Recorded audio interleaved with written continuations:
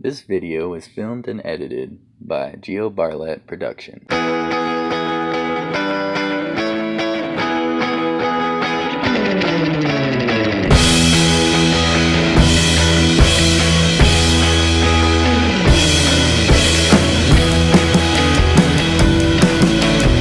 Alright, so today I'm going to be covering up this girl's tattoo. She's really cool. She's got some old writing that was supposed to be a song that was the lyrics kind of dedicated to her dad and stuff, but I think she found, just like a lot of people find, that sometimes words aren't like the best description of their loved one, so she wanted to get a picture that would describe her relationship with her dad way better. And I really like the ideas we kind of went through, and we ended up kind of landing on this whole like nature hiking kind of theme. So came up with a really cool idea last night that I was really excited to show her. So let's get started and I'll show you what I'm talking about.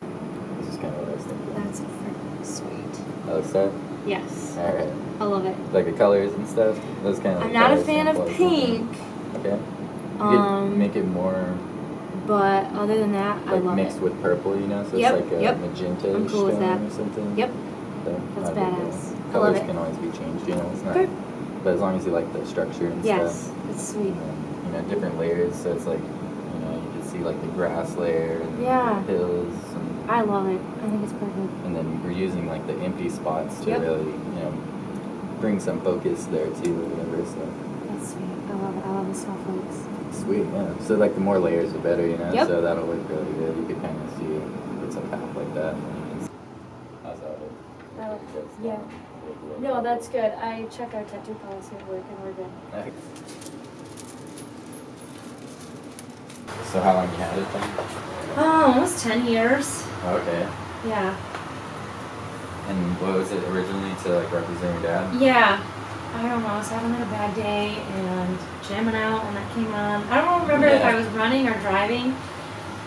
And I just grabbed my girlfriend and I'm like, hey, let's go. And she went with me and Yeah. it's fine. I like the location and I like the look, but Just want something that represents him a little better. And yeah. stuff. Yes. Yeah. Now that I'm older and Right. Like Like, a I picture just- says a Yeah, million words or whatever, yeah. and 1,000 words is there. right, and I That's like special. understand him more. I'm like, this is not how he would want to be represented. And I have a snowflake on the back of my neck for him, and that's my favorite one, but I can't see it. I don't know. Like, Yeah. you don't have to be quiet, and you're not sitting Oh, alright. for hours. Like, Right. it's a lot of Yeah, fun. back home that's what a lot of people do, is like duck hunting. Yeah, that's That's a our big favorite. one. Yeah. Well, that's it. Like, it's actually art. Like, I went to like a few different people to get this done, and I'm like, anyone can put a freaking Google image on top of it, you know? Yeah. Like, that's not what I want. The old expression everybody knows is that a picture is worth 1,000 words. That's why I think sometimes a word tattoo can really fall short, especially as a memorial tattoo. And in my opinion, words can never express the same emotions as a picture. My client had this quote done to remember her dad by, and later in life she realized how much more unique and special a tattoo she could have gotten, like many other people realize.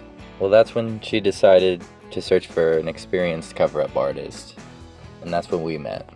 I always start every tattoo like this with a consultation in person. It's a cover-up tattoo, so there's a lot of factors to it, like how dark the ink is in the skin right now, because a lot of times people will send me a picture of the tattoo when it was just done, and it really matters how it healed up and how it currently is in your skin. So I have to see that, and it's easier to see in person. And it's also, another factor is scar tissue. So a lot of tattoos can be heavily scarred, or sometimes the tattoo is barely even in the skin still. So it's really important that I see it in person first, so that's why I always start with an in-person consultation. In this case was no different. We talked about her relationship with her dad during the consultation and how they spent time hiking and adventuring, and he really liked the outdoors.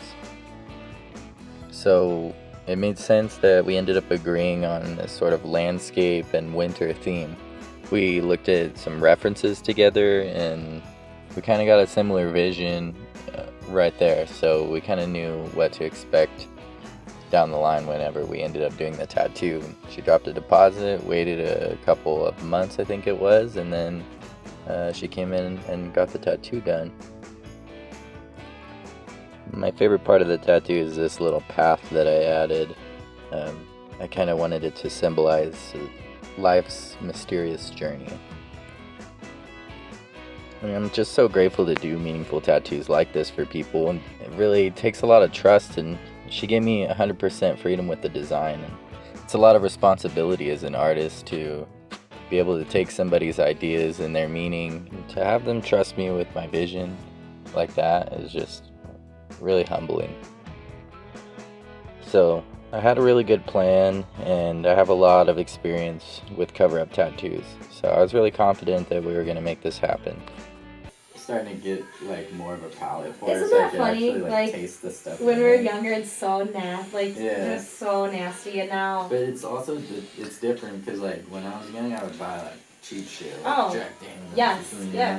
And now I buy like a $70 bottle. Right. Of fucking, Like, I hated tequila until I had Patron. I was like, right, this exactly. is actually It's really different than good. regular tequila. Like, Yeah. You could shoot it without a face even. Yeah, You know? yeah. And, like, I actually want to drink that. Like, that's a nice whiskey taste. is like you could swish it around in your mouth Yeah. and stuff, and I'm like, Yeah. you can't do that with regular whiskey. No. I've had some sipping tequila from Mexico that was like that too. Oh, really? Yeah, it just tastes like cinnamon or something. Oh, that's different. That's pretty good.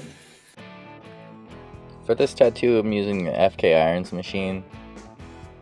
It's really the most versatile machine that I've ever used. I really like it for everything from lining to shading, whether it be a realistic piece or something less realistic. Honestly, I found it really good for everything. The biggest factor on using the machine is going to be the needles that you use too. And I've been using Cheyennes lately, so that's what I've just switched over to. But for everything I just get it all through Eternal Ink's supply company. So if you're interested in anything I'm using, it's all there. They are a one-stop shop for like any supply you need. So that's the company you want to go to, most reliable for me. And this weekend you can find me at the All-American Tattoo Convention in Fayetteville, North Carolina. I'm really excited to tattoo the Army soldiers that will be attending from Fort Bragg nearby.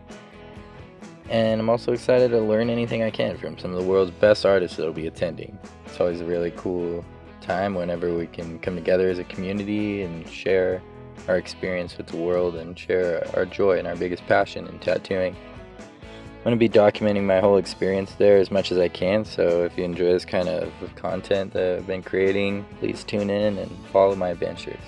Really appreciate you supporting everything we do. I need a good, like, that, podcast. Yeah. Yeah, I listen to a lot of podcasts. That's cool.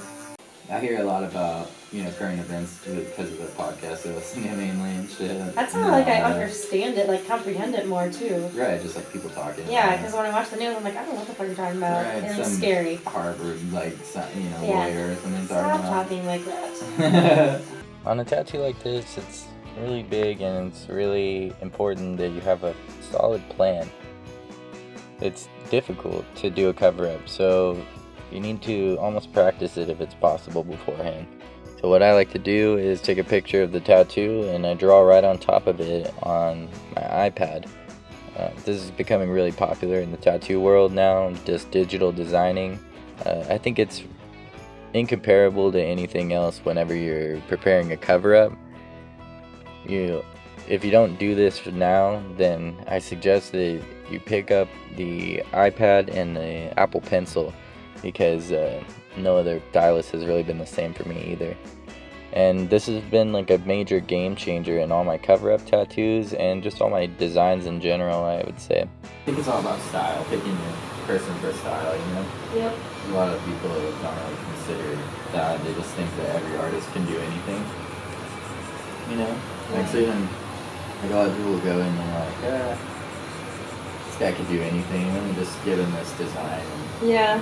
rock it out. Maybe it's just like you're giving him a traditional tattoo and he's like really good at portraits or something, which is no line work at all, and that makes sense to bust out this line work. He just wants to make that extra $100. Not saying that those guys are like this at all either. No. You know, just in general in the industry, you know, it's like a thing. Like a lot of times, like that's why I try to direct them into like getting something from me that like I'm really good at, you know, or if they want something I'm not great at, then I'll try to direct them to like the right people and stuff. Which is cool. You should get that to the right person, you know. If I'm not gonna put that time and energy into it and love what I'm doing on you, then it's probably not gonna be something I'm gonna even accept in the beginning, because then it's just not right. I don't think. Yeah. You know? That's cool. If you like bought a painting from a famous painter or something, a lot of times they're like, and almost every time, like they're never like commissioned artists, you know. Nobody told them what to paint. Right. They just did it, you know. They had an idea and they went for it. A lot of times they're experimental, so it ended up being something that didn't exist before ever. And that's how the best tattoos are created too, you know. Kind of like the person is just using all the skill sets they've learned forever and like putting it all together finally for this moment of like, you know, your tattoo or whatever.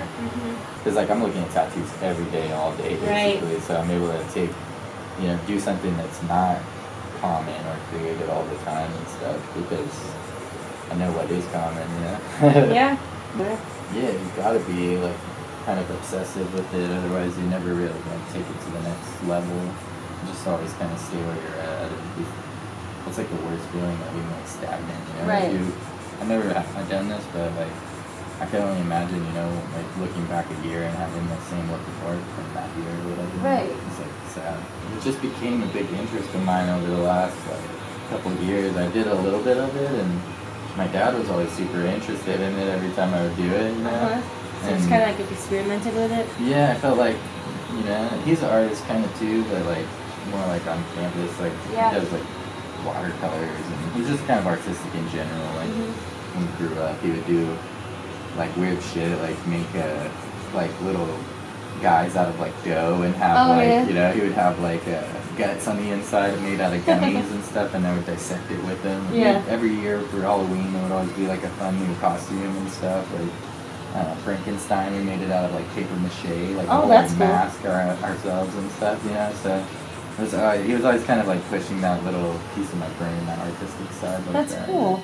Maybe there's something to that whole cover-up thing, you know, like it's like a restorative thing, you know. It's not really just doing a tattoo, it's like you're giving someone a piece of their skin back, kind of, you know? And it kind of was one that started making me think of stuff like that, and then seeing like going to conventions and meeting people from other countries and do crazy shit, like weird styles that don't really exist here, you know? Yeah. And taking those inspirations and kind of putting it into what I'm doing too, and just trying different things out for cover-ups too, because it's really hard sometimes to figure out what's going to cover this or whatever. Yeah. So, for a little bit, you know, and then I realized like nobody else is really doing that kind of stuff, so it's kind of even more unique than I think it's super unique. So that's kind of the goal, you know, just keep creating something that I'm not really seeing out there, you know. And some of the first paintings I ever did were like super abstract things, you know, like I would just put like an eyeball and some like lips or something weird on it. Maybe that was like kind of my natural like inclination too, you know.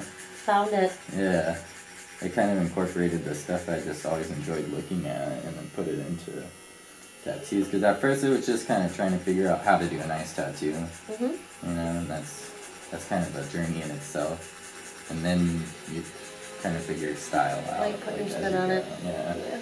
Because you're like, what do I want to see the most, you know? Yeah, you don't want to get bored. Yeah, so you try to figure out what you want to see and create it.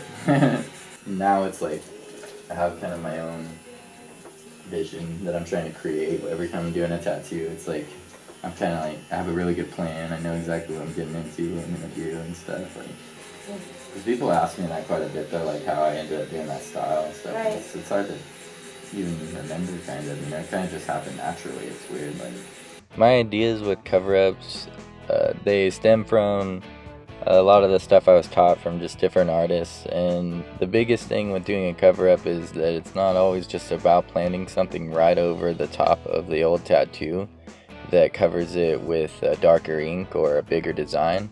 A lot of times it's about being tricky and using the empty spaces that you still have left from the old tattoo. And it's also about using a lot of layers. So if you notice in this tattoo, there's a lot of different layers and a lot of use of the negative area, like in the snowflake. It draws a lot of attention to that snowflake, and then you have a lot of black surrounding it, and that's the first major layer is the path, and then the silhouettes of the trees.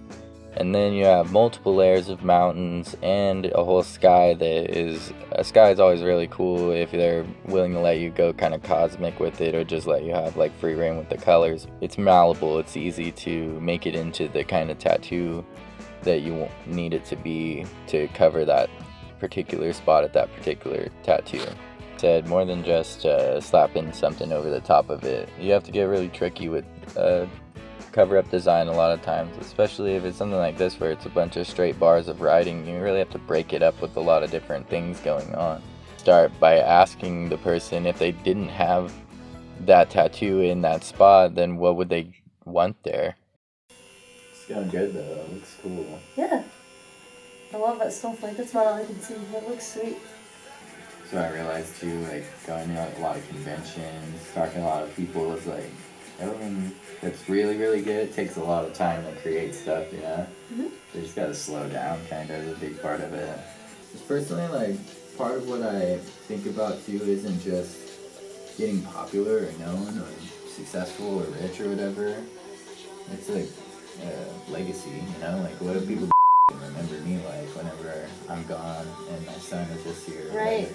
Is he gonna consider is worth continuing on for me a personality wise, you know, like am I gonna give him something, like is he gonna think that the only thing that matters is money, or is he gonna, you know, have values and shit too? And like, as far as application technique, the big thing with doing cover-up tattoos is to really make sure you take your time and really saturate that ink in there, because if you don't, then it's going to be very obvious and show through. And you can't just put something lighter over something darker. That should be obviously said. How's it feel? Terrible? No. No. If you get on with that? Not too bad. Sweet. It's just not car accident level, man. No.